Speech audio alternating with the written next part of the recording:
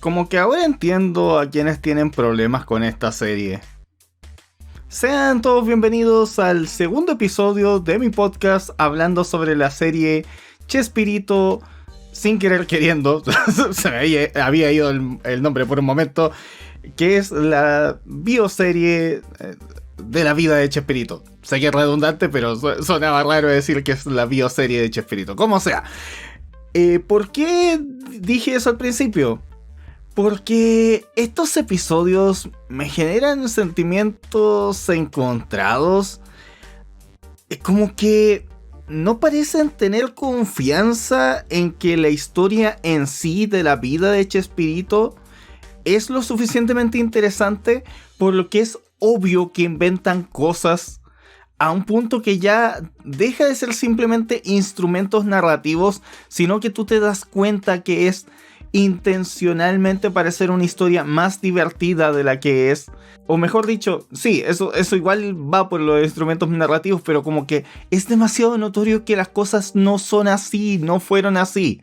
A ver, para que se entienda, pondré el contexto directo. Estos son los episodios 3 y 4, y en ambos se detallan elementos del cómo habría sido ideado de cada uno de los dos programas más populares de Chespirito.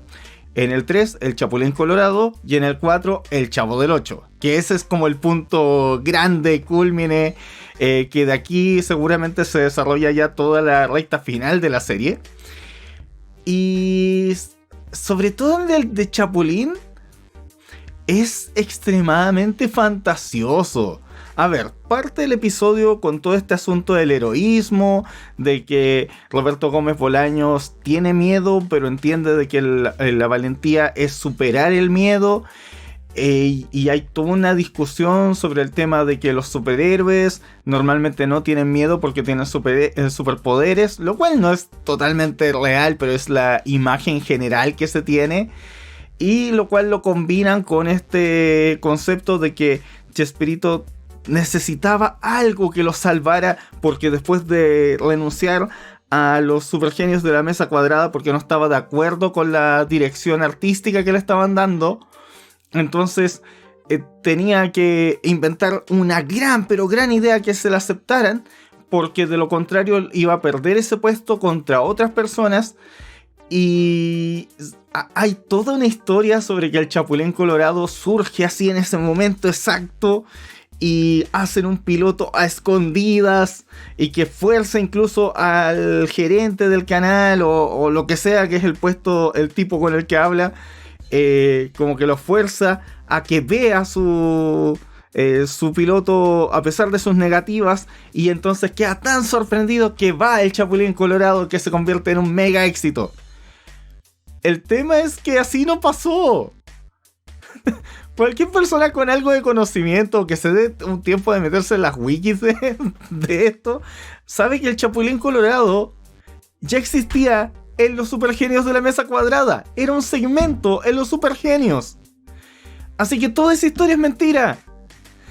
E incluso para tratar de asociarlo directamente al tema de lo que pasa en el resto del episodio, que es volviendo como al presente, o mejor dicho a la época de lo de Acapulco, que es cuando se da el quiebre de la época dorada del programa.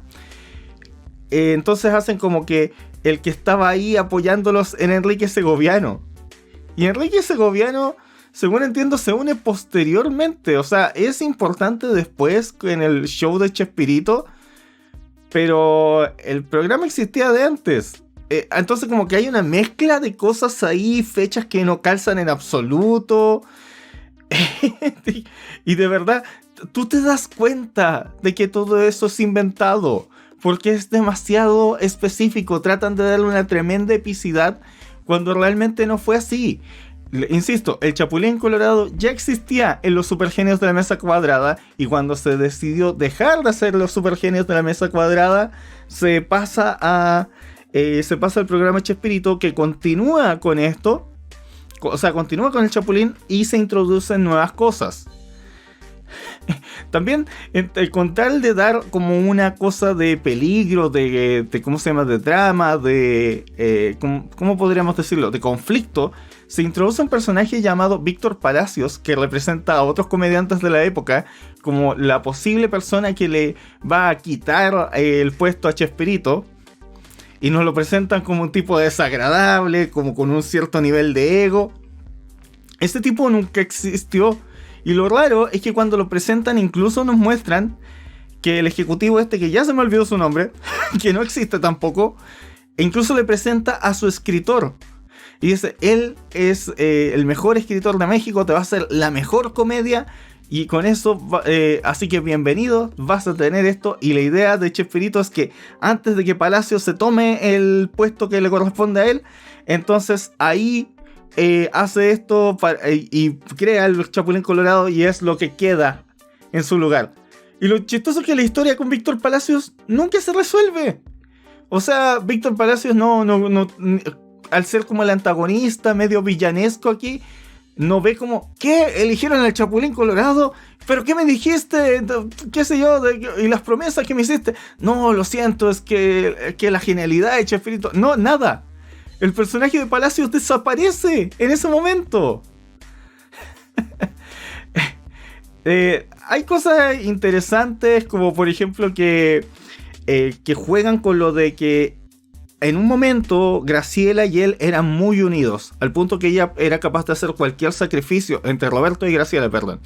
Graciela hace muchos sacrificios, lo ayuda en su búsqueda creativa, pero con el paso de los años, el haber alcanzado la fama, con los hijos más grandes, o sea, tienen 6 hijos, y con ya el cansancio de la rutina, ocurre esto de que se da un quiebre en el que ya esas cosas creativas de Chespirito son completamente secundarias para Graciela, porque lo principal para ella son sus hijos.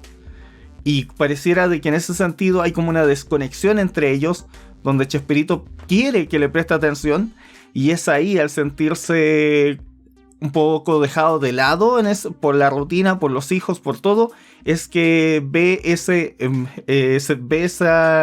consuelo, por decirlo de alguna manera, o ve esa necesidad satisfecha en la validación que le daría Florinda Mesa. O eso es lo que intentan establecer. Yo no sé cómo habrá sido en la vida real, pero puede ser de que haya un poco de verdad en eso, de que el estar tan agobiado entre distintas cosas le haya hecho mirar para el lado. Pero ¿cómo se llama? Hay mezcla de cosas que no coinciden, como por ejemplo, es verdad, la historia esta en la que muestran que el Chapulín, o sea, que el primer traje del Chapulín Colorado, que era verde, lo hizo Graciela, la esposa de Roberto Gómez Bolaños, y que lamentablemente lo tuvieron que cambiar por uno rojo porque no funcionaba con el croma, pero no fue así como que ya lo había terminado y se tuvo que quedar toda la noche trabajando haciendo rojo porque no funcionaba. No, igual que todo esto de la observación de las cosas, o mejor dicho, cómo se ponen los nombres, insisten con esto. Es una forma muy floja de escribir. Es cierto que el Chapulín cambió su nombre. No sé si se llamaba Chapulín Justiciero originalmente, pero efectivamente se llama Chapulín Colorado porque es rojo.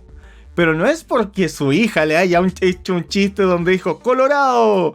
No, es porque en México, en esas épocas, era bastante común decir Colorado por rojo.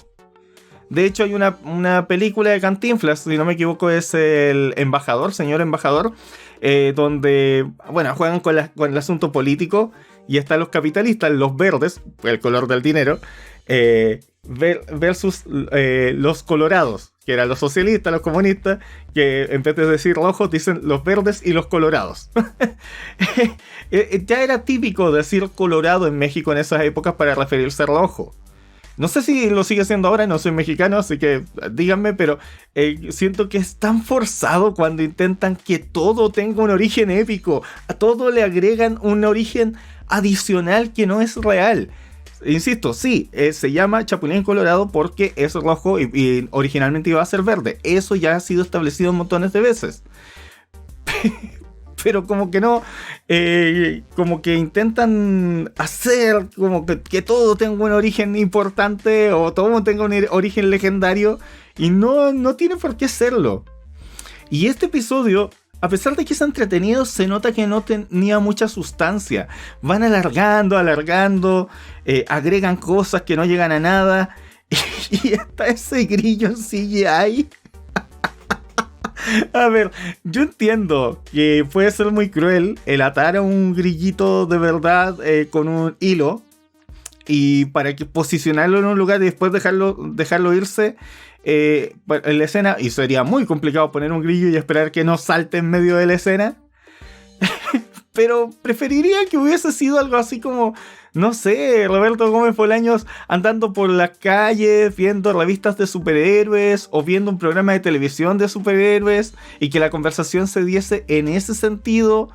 Y que, no sé, en algún momento viera animales en la calle, gatos, perros, y en un momento viera un chapulín, un insecto, y pensara como, este no es un animal poderoso, es un animal pequeño, frágil, pero que salta. Y eso es gracioso.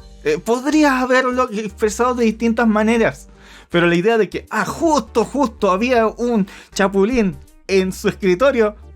Ya, por favor. Y yo entiendo que las biopics inventan cosas, pero tienen que ser un poquito creíble, que la gente se lo pueda tragar, cuando todo es tan coincidente, cuando todo es tan específico. No funciona, te sacas de la inmersión completamente. Y en el segundo episodio es peor en ese sentido. Si bien el segundo episodio tiene más sustancia, tiene más cosas que pasan, es peor en términos del cómo relata la historia. A ver, es verdad, según la biografía de Roberto Gómez Bolaños, que se llama Sin Querer Queriendo, y se supone que esta serie está basada en la biografía, en un momento de su vida, cuando se murió su padre a los 6 años, la mamá no tenía como... Primero, no estaba en el estado emocional para poder encargarse de los hijos, y también tuvo un quiebre económico. Entonces tuvo que dejar a sus distintos hijos con parientes. Y entonces Roberto Gómez Bolaños se tuvo que ir a vivir con unos tíos. El tema es que... a ver, aquí como que evaden un tema doloroso, que es que Roberto Gómez Bolaños dijo que sus tíos no lo trataron muy bien, que digamos. O sea, no lo trataron con maltrato ni nada, pero se notaba que no estaban felices de tenerlo ahí, que él no se sintió querido, se sintió muy solo, y le dolió mucho esta situación de estar alejado por un año de su madre. Y al contrario, aquí muestran a la tía de él como alguien muy preocupada, muy tierna, que entiende que el niño necesita estar con su mamá y que no quiere, o sea, no le gusta esta situación. Y lo usan para establecer de que todos los personajes del Chavo, o por lo menos los principales, salieron de las experiencias de Chespirito cuando niño. Ahora, no niego que sí, probablemente algunos personajes de la vecindad son cosas que él observó cuando niño. Es perfectamente entendible, perfectamente creíble. Pero que lo armaran así específicamente, como que cada uno de los personajes centrales estaban basados en alguien específico que él conoció. Nuevamente, es mucho más natural entender de que hay una observación. O sea, de que él lo fue viendo en su barrio, mezclado con cosas de niño, observaciones de niño. Incluso, yo recuerdo que es un dato bien conocido de que el saltito que se pega el Chavo cuando está feliz es porque una vez él o alguien que él vio le dio dinero a un niño en la calle y ese niño saltó de felicidad como el Chavo, exactamente como el Chavo. En cambio acá no, era una de sus hijas. Lo que sí hay ciertos detalles interesantes, como lo del piloto, o la especie de piloto del Chavo, que no es el Chavo propiamente tal, es un niño con un globero. Eso sí es verdad. Pero ¿cómo se llama? Meten cosas que no tienen nada que ver. Por ejemplo, meten a un productor nuevo llamado Eduardo de la Torre, que es una referencia a Gerardo de la Torre, que se unió al elenco recién en 1980. Como 7 años después de los eventos que están mostrando acá. También Carlos Villagrán, que bueno, acá se llama Marcos Barragán y le dicen Virolo, su seudónimo en el mundo de las artes, o por lo menos en televisión, era Pirolo, que era como muñeco como muñeco de, ¿cómo se llama?, de ventríloco, que hacía con Rubén Aguirre. Eso es del programa El Show del Shorty. Y eso ya existía. Acá como que dicen no, que fuera un absoluto desconocido y dan a entender de que el Pirolo o que Carlos Villagrán es un completo desconocido que no es ni siquiera actor y que básicamente lo conocí en una fiesta y es muy chistoso, lo agrego a mi equipo. No es así. El tipo ya había salido en televisión, si bien él era, si no me equivoco, era reportero.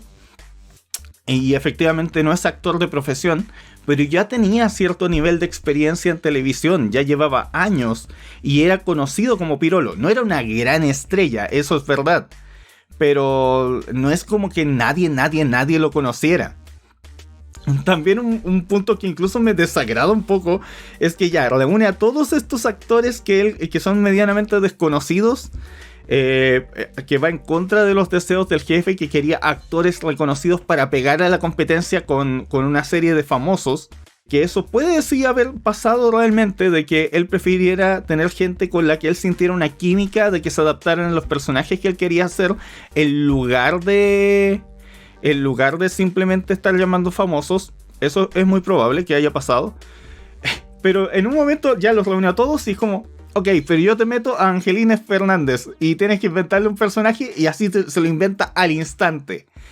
Eso tampoco es así. Aparentemente, según lo que entiendo, Roberto Gómez Bolaños ya había pensado en el personaje de la bruja del 71, de Doña Clotilde, desde el inicio de la creación del Chavo.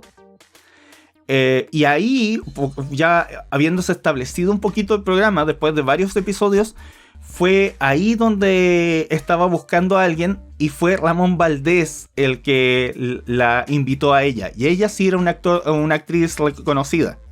De hecho, también Carlos Villagrán efectivamente llegó por Rubén Aguirre, según recuerdo. Pero no es como que la haya metido el gerente del canal como, ya métela a ella también. Y por cierto, hay una cosa que me molesta mucho. Están tan enfocados en pasarte un punto A a un punto B, intercalando todo con lo del periodo en Acapulco, que a veces se confunde y aparte no logran desarrollar nada. O sea, sí, se aprueba el Chapulín Colorado. Ya, perfecto. Y insisto, ¿qué pasó con el otro actor que pusieron como oponente? No pasa nada, se queda en el canal, trabaja en otro horario, no hace nada.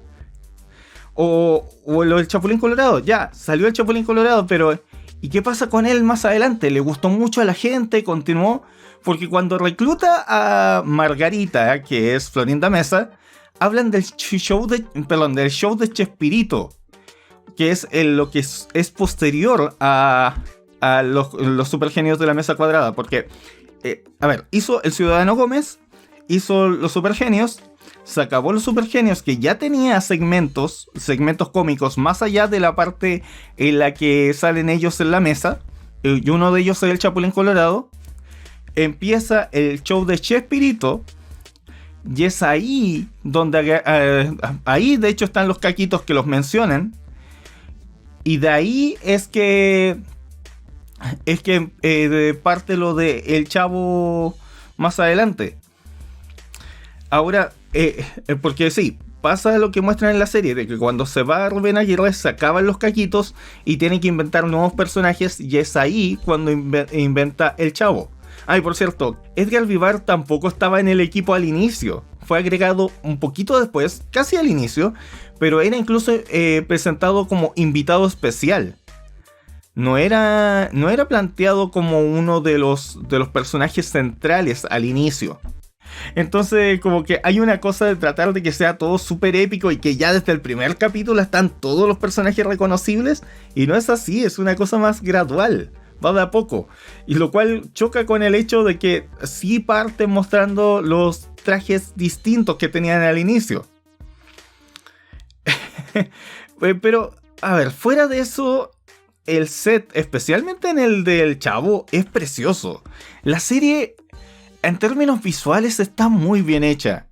Y las partes que intentan ser emotivas lo son. Pero no me logra vender la serie cuando yo me doy cuenta de que las cosas no son verdad. O sea, hay cosas que me puse a investigarlas después. Y es como, ya, ¿quién es esta persona? ¿Esta persona es real o no es real? La busco, lo busco. Pero me doy cuenta que no calza. Y ya hay cosas que no aportan en nada. Por ejemplo, lo del productor. Que supuestamente es para decir, ya, tú vas a controlar que Chespirito no se arranque tanto y no me ponga cualquier hijo de vecino.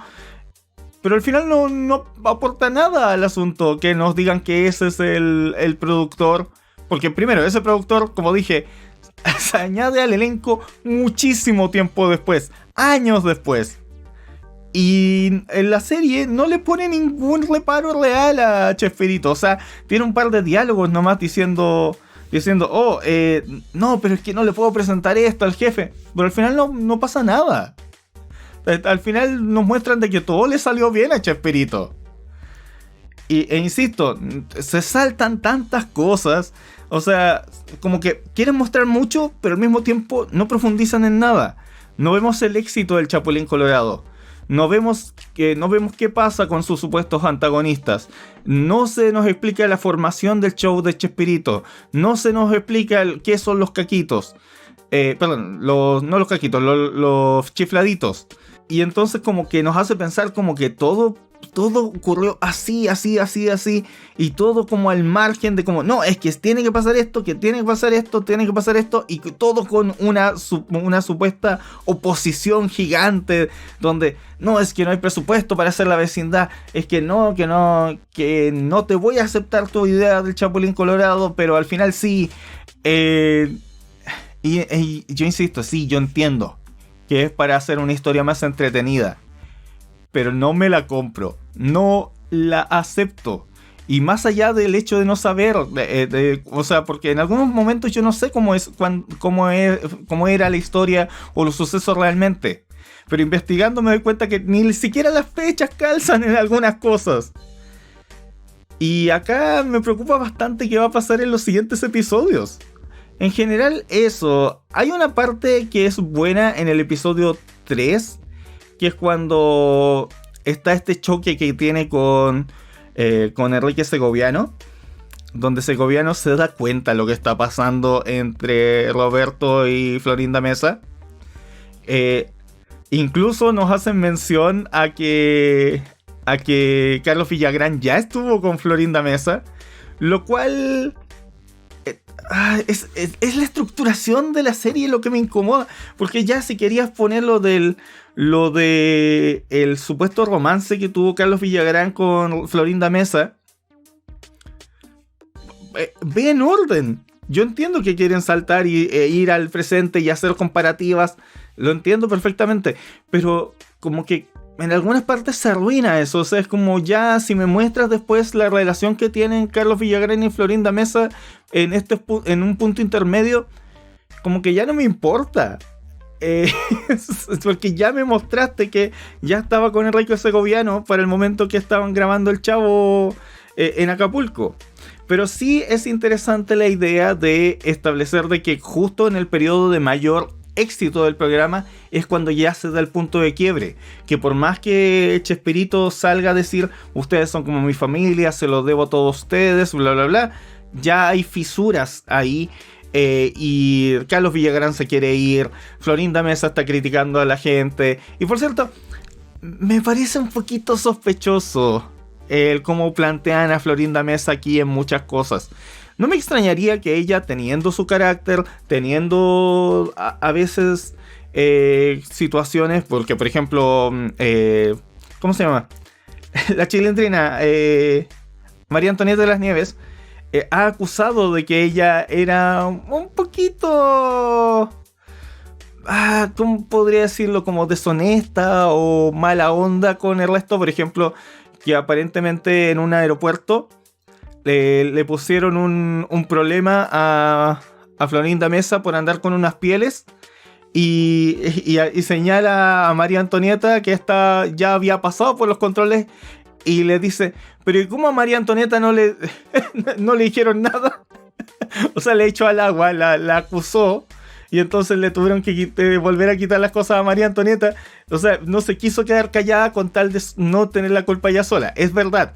Pero cuando me plantean así como que está siempre molestando o incomodando a Edgar Vivar por el tema del peso, cuando el propio Edgar Vivar en el episodio anterior le conocía de que tenía que bajar de peso, o que Ramón Valdés no le aguantaba nada, o sea, como que parece que no se llevaban para nada bien. Es raro, es como que se nota mucho el sesgo de quienes hicieron esto, de hacerla quedar mal. Lo mismo con Carlos Villagrán. Yo entiendo que cada persona tiene sus defectos, sus cosas, y parece que en estos casos sí eran un poco verdad, pero al mismo tiempo es tan directo, tan mostrado de forma tan descarada, o sea, o tan insistente, que es tan notorio que simplemente me cuesta creérmelo completamente. Pareciera ser más como una campaña de desprestigio, directamente. Aún así, siento que la gente se toma muy, muy a pecho de creerse todo como real lo que muestran acá y mostrarla como que todo lo... O sea, como que Florinda Mesa fuera la peor persona del mundo. Siento que la gente como que tomó cualquier excusa con tal de odiarla. Pero, a ver, para ir cerrando ya, porque ya estamos acercándonos a la media hora. En general, me gustaron estos episodios, pero me empieza a cansar la serie. Por ejemplo, yo no he visto el video de Washingo y no lo voy a ver por ahora, pero vi que él decía, la serie de Chespirito es pésima, es horrible o algo así, no me acuerdo qué decía el título. Y en parte puedo entenderlo, porque como forma de mostrar la historia de Chespirito no funciona. Y como forma de contarte una historia que te atrape completamente, tiene muchos problemas. Y también me pasa de que si tú no sabes bien de los elementos de la historia de Chespirito, perdón, te pierdes completamente porque están saltando una y otra vez, a veces sin siquiera darte las fechas, y ya llegamos a puntos donde Chespirito se ve igual entre 5 años atrás al presente, entre comillas. Entonces te pierdes y en algunas partes como que asume que tú sabes lo que es el show de Chespirito, que sabes lo que son los chifladitos. Y ya, puedo entender de que apuestan a que todo el mundo sabe lo que es el Chavo, el Chapulín Colorado. Pero por ejemplo el Ciudadano Gómez, yo insisto, el Ciudadano Gómez me incomoda mucho que no hayan planteado nada, que no hayan mostrado absolutamente nada. Y pasa un poco lo mismo acá. Me pregunto qué tan rápido van a saltar al éxito del Chavo, o si van a mostrar algo. Yo sé que ya la serie está bastante adelantada porque me ha atrasado mucho en hacer estos podcasts, pero sí me deja bastante insatisfecho en ese sentido. Aún así, en términos de producción está bastante bien. Las actuaciones me han gustado bastante. Pero también siento que a veces los villanos, o sea, los antagonistas, los villanos son tan caricaturescos. Especialmente ese final del capítulo 3, donde nos muestran a la gente de... creo que se llama Telesistema de Televisión Mexicana o algo así, ya ni me acuerdo, Telesistema Mexicano de Difusión o algo así es el nombre real, pero que acá le pusieron Televisión Mexicana, que era el canal 2, si no me equivoco, y que es lo que se convierte en Televisa. Y es como... así que aparte está Piña, el personaje tipo Pepe Cortisona que estaba en la juventud de Chespirito, sigue estando, como sigue siendo su oponente, a pesar de que trabajaba en una empresa de publicidad. ¿Cómo llegó ahí? No sé, pero la cosa es que supuestamente como que van a ir comprando y debilitando al Canal 8, cuando en realidad yo sé lo que pasa. Yo he leído que el Canal 8 fue comprado por Televisa, hubo una fusión. Y es ahí que pasa a pertenecerle al Canal 2 y deja de transmitirse en el Canal 8, por lo cual deja de llamarse El Chavo del 8, se llama El Chavo. Aunque igual al personaje le siguen diciendo El Chavo del 8 porque pega mucho el nombre. Lo que sí me gustó bastante, y lo voy a volver a decir, es que el set del Chavo está muy bien hecho. No me gusta para nada ciertos detalles como lo de que no, es que la gorrita del Chavo, y eso yo sé que lo dije en el podcast anterior, pero me gusta mucho lo bien logrado que está en comparación a muchas de las representaciones que le han hecho, incluso en el restaurante o lo que sea, o en otras cosas que he visto del grupo Chespirito cuando intentan recrear la vecindad. Esta está muy bien hecha. Y como ejercicio creativo, la adaptación a la entre comillas vecindad real está muy bien hecha también, esta es muy buena. Y el casting de estos otros actores que se parezcan medianamente como inspiraciones también es muy entretenido como ejercicio. Pero no me creo en absoluto que la historia esté basada así como justo las personas que Chespirito conoció cuando niño se convirtieron en los personajes. Nah. Lo que sí, el set de la vecindad, yo no sé cómo funcionó eso, porque sé que se fue cambiando con el paso del tiempo, pero según recuerdo, el set llegó a ser una cosa gigante. O sea, está el patio principal de la vecindad, que tiene esa parte de la entrada como una portería, que tiene unas puertas. Y lo interesante es que nosotros hemos visto en algunos episodios que hay una calle afuera, y que la puerta conecta directamente a la vecindad. Y que, por ejemplo, la casa de Don Ramón, que obviamente al inicio del programa era simplemente una parte vacía, si tú te das cuenta, para adentro eso también está conectado. Tú ves los detalles del patio desde dentro de la casa de Don Ramón. O sea, como si fuera de verdad una casa. Ya la habitación de la Chilindrina es otra cosa, porque es una cosa desconectada. Pero la casa de Doña Florinda también se termina convirtiendo en algo que está conectado con el patio. O si no lo es, está muy bien trabajado para que parezca que sí. Y bueno, la casa de la bruja no, porque ese es un set aparte. Pero hay un segundo patio y que hay un par de episodios donde tú puedes ver entre un patio y el otro. O sea, ese set es enorme. No sé en qué momento se estableció, en qué momento se expandió, pero es rarísimo cómo ese set es gigante. Bueno, supongo que es el resultado de los presupuestos que se manejaban ya después de que la serie se hiciera un mega éxito internacional. Pero no lo sé, ahí yo me perdí en esa parte de la historia. Pero está muy bien logrado. Y en general, como digo, disfruto lo que estoy viendo. El primer episodio no me pareció muy sustancial, me pareció demasiado fantasioso. El capítulo 3 me refiero, que es el del Chapulín Colorado, me pareció un poco fantasioso, como que siento que no me aportó mucho ver que esa versión inventada de cómo plantearon el personaje, o sea, cómo se creó el personaje. Pero el episodio 4 está bastante mejor hecho, funciona mejor y tiene un avance ya en la trama real. Eso me gustó bastante más. Vamos a ver qué tienen los siguientes episodios para ofrecer. En los próximos días voy a estar subiendo el siguiente podcast. Perdón por la demora. De verdad que no esperaba que pasaran todos estos días. Han pasado varias cosas. No necesitan saberlo. Pero espero que disfruten estos podcasts. Muchas gracias por el apoyo que le dieron al podcast del primer episodio. Así que vamos a continuar revisando la serie así. Y después eventualmente voy a tener videos editados sobre ella. Bueno, muchas gracias por escucharme. Espero que pases un gran resto del día o noche o lo que sea, dependiendo de la hora que me estés escuchando. Soy el Reviewer Random y nos vemos en la próxima. Adiós.